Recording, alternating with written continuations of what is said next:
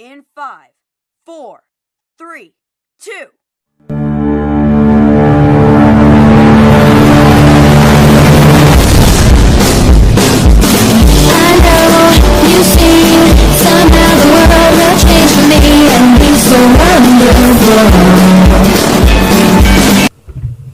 Alright, I'm back.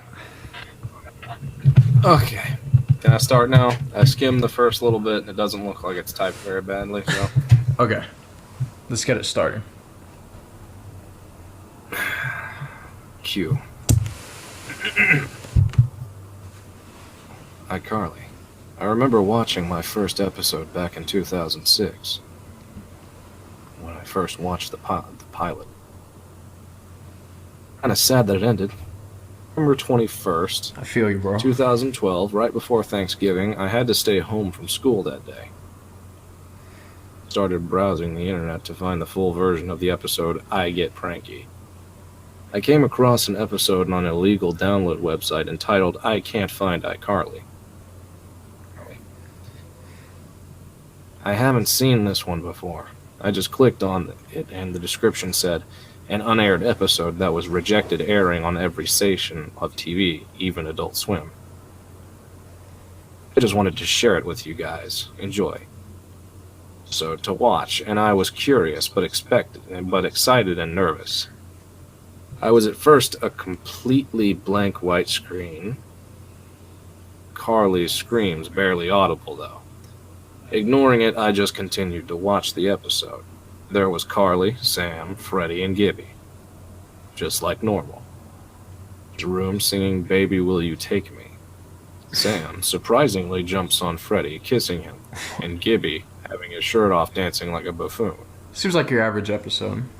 As frames repeating themselves, and the audio was never right, always too loud or too low. Like going from loud to barely audible. Carly was putting on her jacket saying, I gotta pick up some Chinese food for dinner. Don't leave. She was smiling as she said it. And a few, said Sam and Gibby. I noticed something strange. In this episode. I was highly confused. Carly grabbed her house keys and left out the door. Spencer was making a sculpture. He eating an apple. I laughed a little.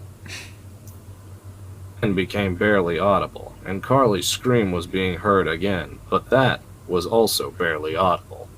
Then the camera began shaking, and Spencer was singing in a low pitch, and his eyes were blood red. Then everything back to normal with Spencer.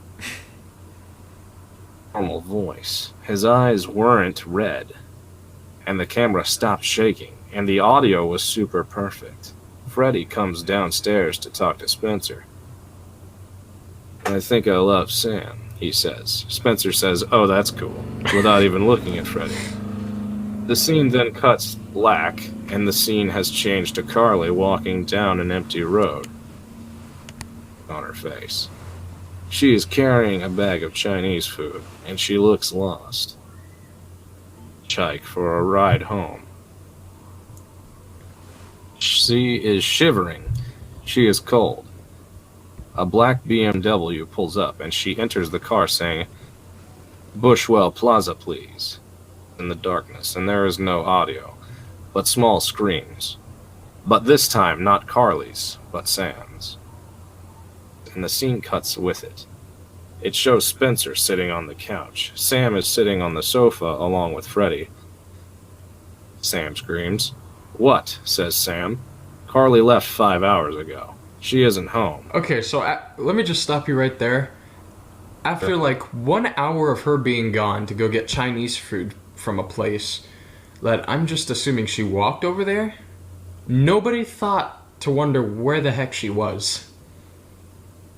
Hey, what are you talking about? Freddie's like, Sam and Freddie are getting it on, alright? Busy. Okay, number 2. Aren't they like 12 at this point in time, or aren't they like 14 or something? And they're over here like, I mean, what? I don't remember enough about this show. Okay, well, anyway, continue. Alright. Hold on. You just stopped me before tragedy happened. Okay, it says I'll call her. So no, wait. Yeah, that's where you last left off. All right. Sam screams what? Screams Sam. Wait, Sam screams what? Screams Sam. No, it's oh my gosh, Sam screams. 5 hours ago, Carly left 5 hours ago. She isn't home, screams Sam. Says Gibby. Okay, let me tell you what's in the quotation mark. Quotation mark open. I'll call her, says Gibby. End quotation mark. Perfect. After about 5 minutes of silence, he says, I called 7 times. No answer. Spencer gets up in shock and grabs his cell to call the cops. Hello, I'd like to report a missing teenager. Are seen running to Mrs. Benson's home. And Sam, Mrs. Benson, and Tebow are going to search for Carly. The team are at the Chinese restaurant where Carly got the food from. Excuse me, did you see a girl with dark hair, a black cloak, wearing blue jeans and red Converse buy some food in here? They asked the owner. Yes, she left 4 hours ago. The search gang all run out the store, searching the road she hitchhiked on. It's again messed up, and the camera is shaking. Carly's cell phone, says Sam, picking up Carly's cell phone. Freddy says, where is Carly? Spencer at home telling the cops what Carly was wearing and how long she had been gone. She left around 5:30 p.m. It's 7 p.m. now, says Spencer, still in quotation marks. Freddy is making a missing poster saying, help bring Carly Shay home. Oh, and picture on it. It then cuts to he next day with Spencer on the sofa, crying, his eyes swollen and red. And comforting him. If you have any clues of where Carly Shay could, or if you have seen Carly Shay in the past 19 desperate missing hours. Police Department missing immediate. hours. Yep. Okay, says the news anchor woman on television. Where could she be, says Spencer, sobbing loudly. For sure she will, says Sam's mom. The cops are doing what they can, says Sam. Forest area, and an abandoned house in the forest. The camera goes inside the house, and there is a short man with blonde hair. The camera goes to his face, revealing that it's Neville. Next to him is Carly's dead body with stab wounds in her stomach. Jesus Christ.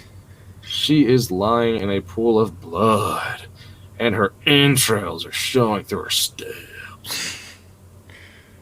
She is naked in her bra. God. Guess what? If she's naked and in her bra, she cannot be in both places at once. This is not a Schrodinger person, alright?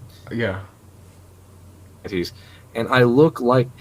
it looked like she had been raped or sexually assaulted. Oh man, way to deal with very touchy subjects in a very gentle manner, man. Yeah. No more iCarly, says Neville, putting a bloody knife in a baggie labeled murder memories. I'm sorry, what? Who has a baggie labeled murder memories? With a bloody knife in it. God. It's like when the police come over to your house, it's like, where do you think they're going to find it? Definitely, like, they know you did the murder, and they're trying to look for evidence, and they're like, I wonder if the killing weapon is in that bag labeled murder mysteries with the bloody knife inside of it. Murder memories, not mysteries. Murder memories, my bad. Worse. Okay, anyway, says Neville, knife in a baggie labeled murder memories, along with Carly's shoe, only one. Some of her hair cut off, and her finger with one of her teeth. A big hunk of wood in the floor and places her body under the floor, placing the wood back. The screen goes black and you can only hear Carly's last words. Kill me, Neville, please. It'll give you whatever you want. You got my virginity, what else my life too. That echoed as the show ended.